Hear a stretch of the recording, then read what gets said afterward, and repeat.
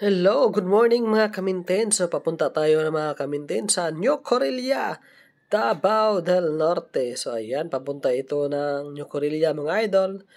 So may papuntahan na ako doon mga idol. Ayan, ito po yung daan papuntang New Correlia, Davao del Norte. So ayan. So red safe po sa lahat na mga nag-drive po o nakasasakyan, nakamotor man o naka-tricycle o naka-bike. Ayan. Ito po yung New Correlia. Welcome to New Correlia. So, ayan mga idol. So, ride safe po sa lahat.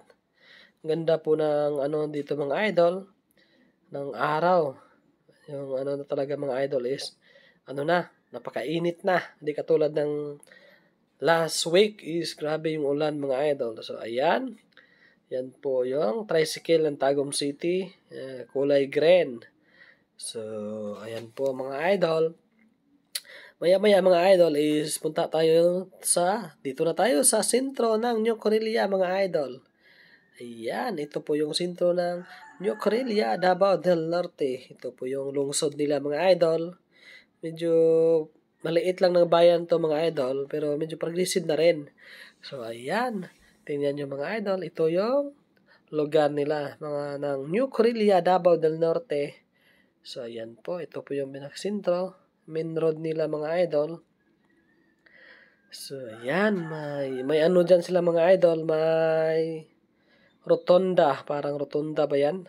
Yung paikot na ano. Ito po yung ano nila mga idol. Ito yung daan. Welcome to New Correlia.